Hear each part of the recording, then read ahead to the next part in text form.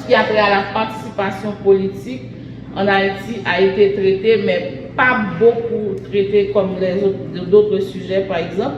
Mais cette participation politique a révélé pour ces auteurs-là qui ont travaillé dans le champ scientifique de grandes constantes. La première, c'est que les femmes étaient toujours impliquées à fond dans tous les secteurs de la société haïtienne, je le disais tantôt, mais leur présence sur les scènes politiques a été soit occultée, soit restée dans l'insignifiance au profit des rôles de reproduction dans lesquels la société les confinait. Okay?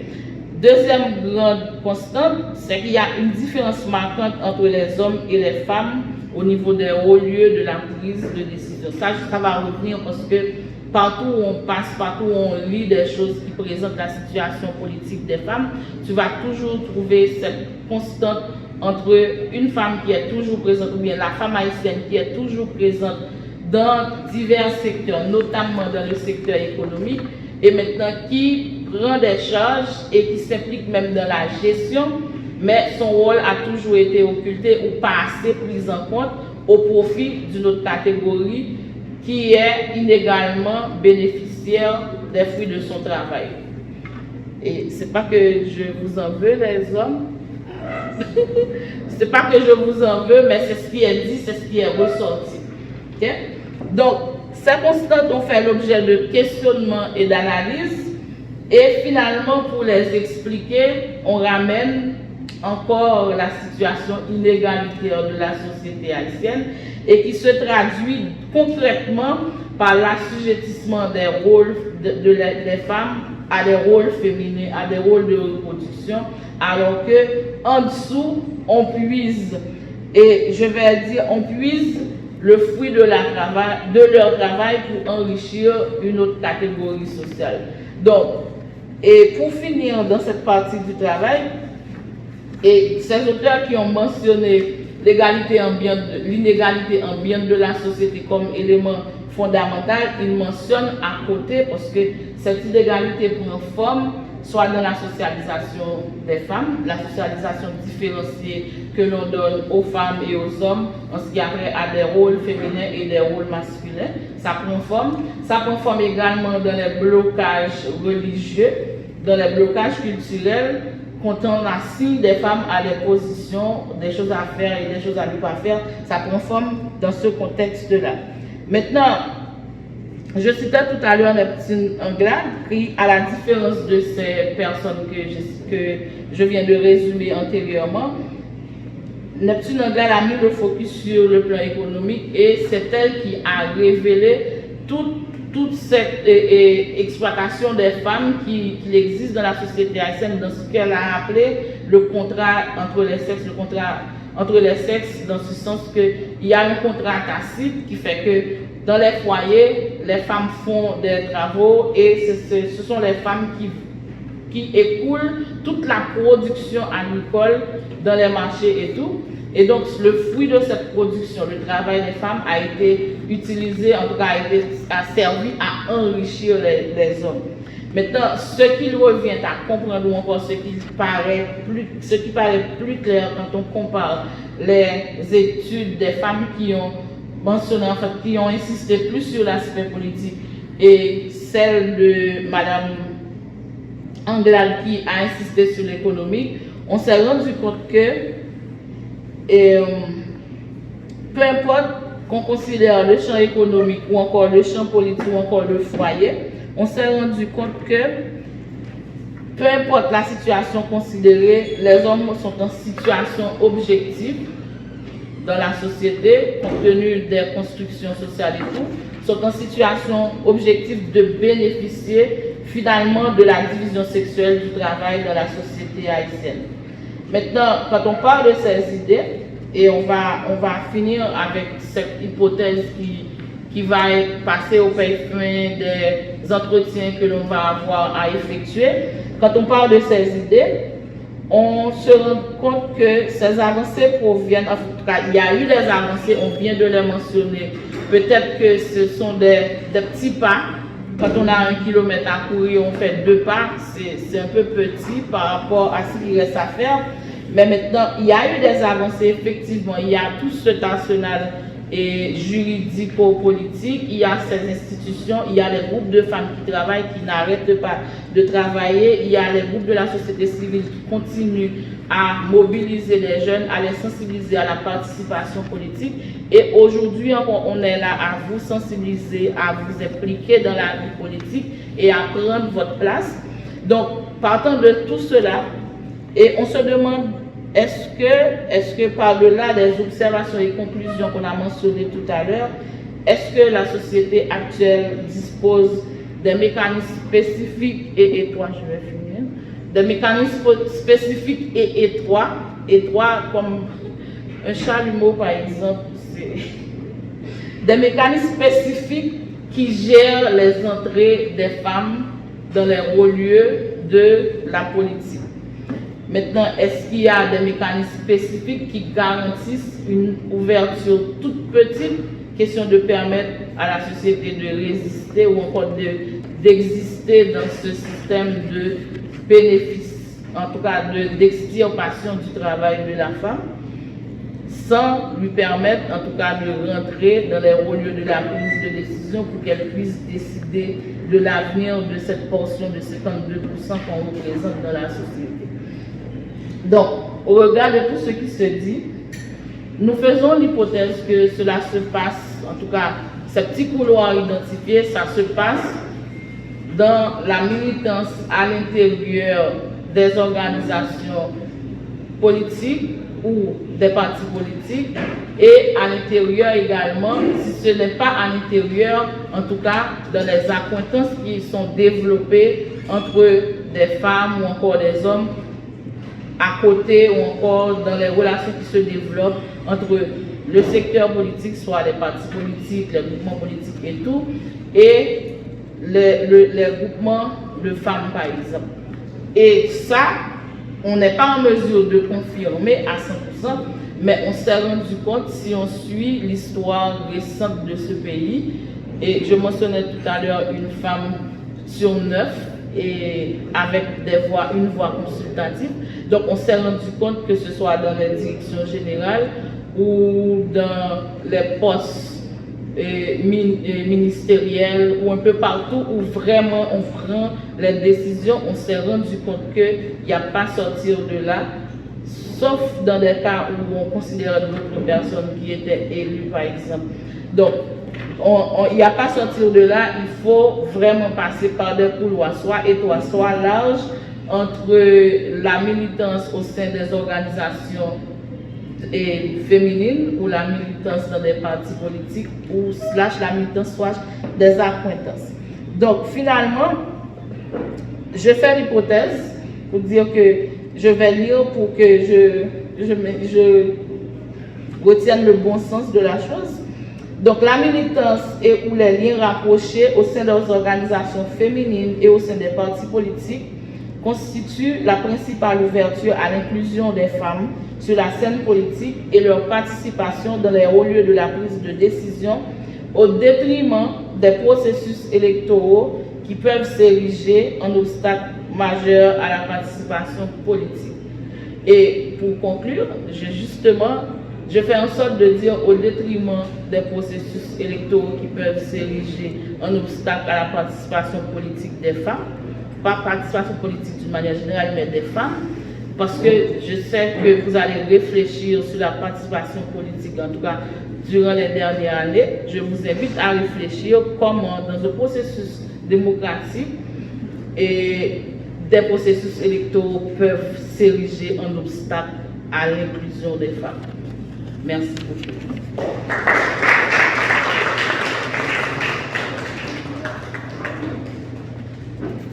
Remerciements au professeur Lapotus.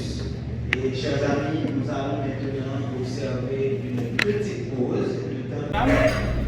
Les gens qui ont pu parler avant moi ont déjà mentionné combien c'est important dans un processus démocratique d'avoir la participation des citoyens et des citoyennes pour faire avancer le processus. sachant que un processus démocratique, c'est un processus ouvert, c'est un processus qui fonctionne dans les dialogues, dans les consensus infinis, parce qu'on pense fermer une parenthèse et on ouvre une autre parce qu'il y a quelque chose sur lequel on doit s'entendre à nouveau pour faire avancer le processus. Deuxième objectif, c'est d'évaluer un petit peu le cadre normatif et institutionnel de l'implication des jeunes et des femmes à la vie politique en Haïti. Troisième objectif, c'est de décrire le répertoire d'action des femmes et des jeunes dans l'espace politique et ensuite montrer le rapport des jeunes et des femmes à la politique. Maintenant, pour pouvoir faire ces travaux et essayer d'aboutir à ces objectifs, on a défini un cadre méthodologique mixte qui inclut, si vous voulez, la documentation livrée, c'est-à-dire des écrits antérieurs à notre travail et des gens qui ont déjà réfléchi sur la question de la participation politique des femmes, des gens qui ont travaillé comme acteurs dans le processus démocratique en Haïti, en tout cas dans sa mise en place, et des gens qui ont déjà milité, soit dans des organisations politiques, soit dans des partis politiques, soit dans des groupements féminins, pour pouvoir établir ou encore ouvrir le cadre de la participation politique des femmes et des jeunes en Haïti. Maintenant, ce qu'on a comme état des lieux de la participation politique des femmes en Haïti, on a fait un survol historique pour se rendre compte que les femmes ont toujours été dans les espaces politiques depuis les temps précédents l'indépendance d'Haïti, depuis la lutte pour l'indépendance, sauf que la présence de ces femmes a toujours été soit occultée, soit oubliée ou encore utilisée à des fins. Et je dirais que, si je veux répéter les petits anglades, que la présence de ces femmes ou encore le travail de ces femmes a participé à enrichir une autre catégorie qui n'est pas nécessairement la femme. Bon, Madame Anglade a dit que ce sont les hommes qu'on a enrichis par notre travail. On occulte notre présence comme femme, mais le poids de notre travail continue à enrichir d'autres catégories sociales, notamment les hommes. Maintenant, après l'indépendance, et plus particulièrement durant la période de l'occupation américaine, donc les femmes ont enclenché, je dirais, la lutte pour l'émancipation, la lutte pour l'autonomie, la lutte pour la dignité des femmes. Et ça, nous avons, en tout cas, je vous invite à vous rendre compte, puisque cette lutte a été lancée dans le courant des années 1915-1934. Donc on approche déjà vers le centenaire de l'initiation de ce mouvement ou encore des luttes féminines pour l'émancipation. Et même si on approche, ça ne veut pas dire qu'on a tellement grandi dans le processus. Et aujourd'hui encore, à la fin de cette présentation, vous allez vous rendre compte que la présence des femmes dans le champ politique, sur la scène politique, dans les hauts lieux de l'exercice du pouvoir politique, ou encore, si vous voulez, dans les hauts lieux de la prise de décision, est encore insignifiante. On vient de parler de ces 4 femmes au Parlement, dont 1 au Sénat et 3 seulement à la Chambre des députés à la dernière législature. Donc, c'est toujours insignifiant par rapport à. Et si on prend l'exemple d'aujourd'hui, on a un conseil de 9 membres, on a une femme sur 9 avec une voix consultative ou encore avec un statut d'observateur au niveau du conseil présidentiel qu'on a maintenant, c'est 1 sur 9. Et la voix, elle est seulement consultative, elle ne peut même pas voter. Donc ça veut dire on se plaint encore de l'insignifiance de la participation politique des femmes dans les hauts lieux de la prise de décision. Maintenant, en termes d'histoire, on continue toujours. Et je vais probablement sauter quelques périodes. Donc, dans le contexte de la fin des années 80 et de rupture avec la dictature, les femmes ont ravivé, je dis ravivé parce que un peu avant 80, ils ont présenté le projet le projet de lutte pour l'émancipation. À un certain moment, on a trouvé que ce projet était trop ambitieux, etc. Elles ont dû revoir leur stratégie, revoir leur politique, recentrer les sujets pour pouvoir continuer à exister, encore des luttes pour exister comme organisation féminine. Donc je parle bien sûr de la Ligue d'action sociale. Donc dans le contexte des années 80, le vent de la démocratie a soufflé un petit peu et ça a permis une certaine ouverture et ces femmes ont pu vraiment raviver le flambeau et dans ce contexte-là, elles ont organisé une marche pour le respect des droits des femmes. Et c'est durant cette période justement qu'on a commencé à avoir la possibilité pour que les femmes votent et se faire élire. Et on a eu comme une première élection avec Madame Yolande Maniga qui était comme élue comme sénatrice. Et avant elle, on a eu Madame Sylvain qui était l'initiatrice du mouvement de la Ligue féminine, qui s'est portée candidat mais qui n'a pas été élue. Et dans ce courant-là, on va avoir un peu plus d'intérêt pour la politique. Mais tout de même, vous allez voir un peu plus tard que cet intérêt a été comme un pas en avant et 5, 6, 7 ou 10 même pas en arrière parce qu'il y a des obstacles qui empêchent vraiment les femmes de participer ou en tout cas de pénétrer les espaces politiques, les hauts lieux de la prise de décision. Durant les années 90 à nos jours, les femmes ont encore tenu la mobilisation politique et ont diversifié leurs actions en faveur des femmes, en faveur de la participation. Donc c'est dans le courant de ces années 90 qu'on a eu le ministère à la condition féminine créé, mais avant 90, il faut le rappeler, il y a eu une tentative sous le gouvernement Célestin Maniga, donc en 89 déjà, avec la création du secrétariat à la condition féminine. Et on a eu, entre-temps, on a eu coup d'État, etc. On a eu plein de problèmes. C'est dans le courant des années 90 qu'on a finalement eu une sorte de regain, avec un regain d'intérêt pour ce secrétariat qui est finalement transformé en ministère à la condition féminine que l'on connaît aujourd'hui. Et même en 94, ce ministère on a décidé de créer, c'est seulement en 2001, si je me trompe pas de date. Donc c'est un peu plus tard qu'on a pu vraiment instituer ce ministère. C'était pas tout de suite, ça a pris un peu de temps pour qu'on institue finalement le ministère et ce qu'on connaît là aujourd'hui, ce qu'on a comme ministère aujourd'hui, ça a été le fruit de la bataille ou encore des batailles menées par des femmes qui ont engagé le terrain politique, qui ont à un certain moment occupé des postes politiques pour que finalement on a eu ça.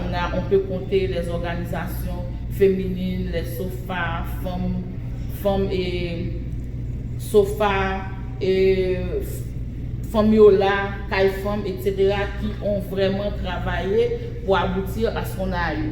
Maintenant, on a le ministère, on a également un cadre normatif qui a plus ou moins facilité ces travaux, qui ont facilité la mise en place de ce ministère et qui a facilité un petit peu le travail des femmes. Parce que s'il n'y a pas eu ces dispositions ou encore ces traités internationaux signés et sur la base de ces traités pour que les femmes puissent continuer à revendiquer l'égalité, revendiquer la dignité, revendiquer une certaine inclusion au niveau de la sphère politique.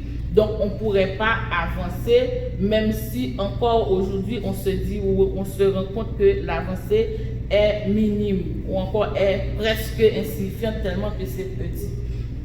Donc on rappelle pour le cadre normatif, on a déjà mentionné qu'on a eu l'obtention en 1950 du droit de vote et du droit de se faire élire à tous les postes. Donc à partir de 1957, les femmes haïtiennes ont pu avoir la possibilité d'exercer leurs droits politiques.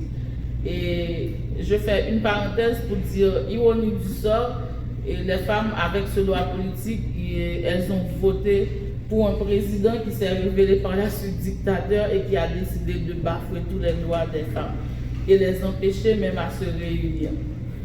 Ironie du sort, bon, en 90 et en 57. Maintenant, en rappel, qu'est-ce qu'on a eu également à cette époque? Rares étaient les femmes qui étaient devenues ou encore qui ont occupé des postes au niveau de l'administration, au niveau du gouvernement, ou encore qui ont occupé les hauts lieux de l'exercice du pouvoir politique. Maintenant, cet espace était quasiment réservé aux hommes, rien qu'aux hommes. Et je rappelle que depuis les années 70, depuis les années 70, l'ONU a responsabilisé les États à agir de manière à garantir l'égalité des sexes et de manière à faire en sorte que les politiques d'égalité de sexe constituent un gage de démocratisation des sociétés. Donc, si on veut se démocratiser comme société, il faudrait mettre un point d'honneur à garantir l'égalité des sexes, l'égalité d'exercice des droits citoyens et tout. Donc, mais à côté de cette convention ou encore de responsabilité pour les États membres, c'est traduit par la mise en place ou encore la signature d'autres traités dans le cas d'Haïti qui a participé ou qui a ratifié d'autres conventions. On peut citer la Convention pour la répression de la traite humaine et de l'exploitation de la prostitution d'autrui, c'était en 52. La Convention des droits politiques de la femme en juillet 57. La Convention pour l'élimination de toutes les formes de discrimination. La Convention concernant la lutte contre la discrimination dans le domaine de l'enseignement, c'est-à-dire la possibilité égale que les enfants, les petites filles et les petits garçons aillent à l'école. Donc le Pacte national relatif aux droits civils et politiques en 90, la Convention interaméricaine sur la prévention, la sanction et l'élimination de la violence contre la femme, le 3 avril 1996. Donc je disais tantôt que c'est sur la base de cet arsenal juridique et conventionnel que les femmes s'étaient appuyées pour revendiquer leur dignité et leur égalité par rapport aux hommes. Donc ces conventions vont influer toutes les actions relatives au respect des droits des femmes, à la lutte pour la démocratie, à la lutte pour l'égalité des droits. Maintenant,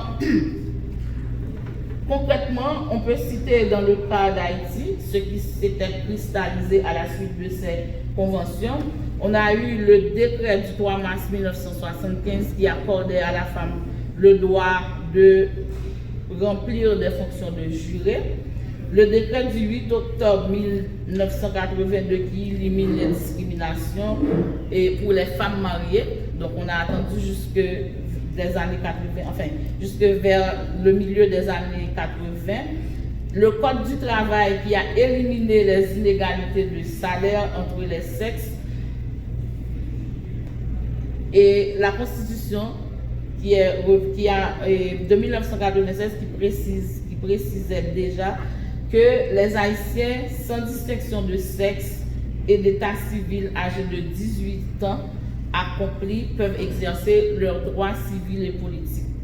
Donc, et ensuite, finalement, on a la version amendée de la Constitution qui a établi le principe du quota et qui a permis vraiment, bon, c'est vrai que le quota, si on suit les discussions portant sur les luttes féminines, on sait que le quota fait des controverses même au niveau des femmes, mais au moins on considère que c'est quand même un pas intéressant dans la lutte pour l'égalisation des conditions.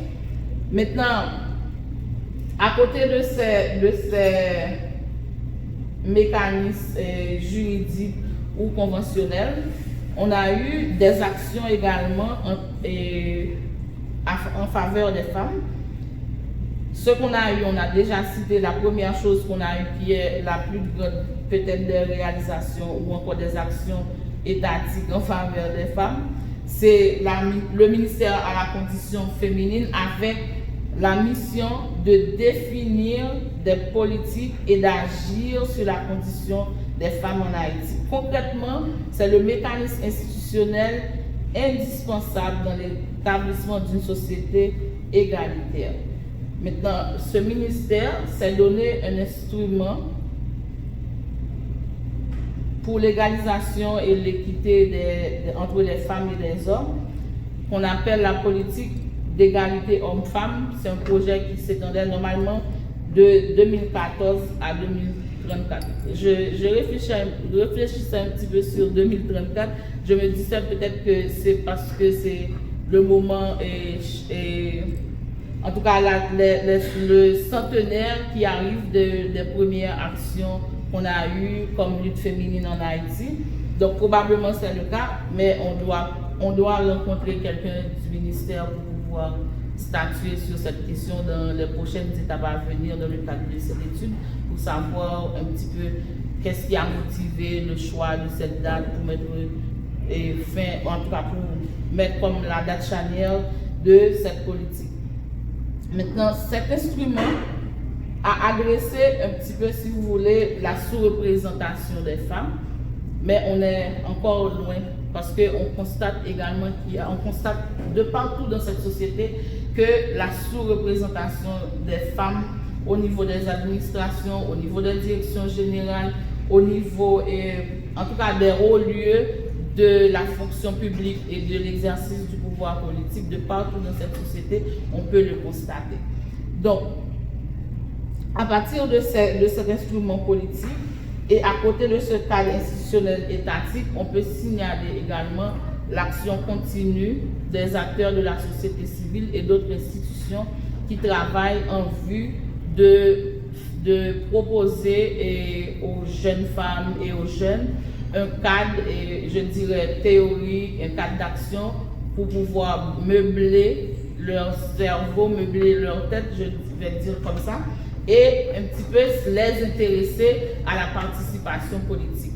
Donc j'ai cité pas mal de décrets, pas mal de conventions, etc. qui ont pu un petit peu asseoir la lutte pour l'égalisation des conditions en Haïti.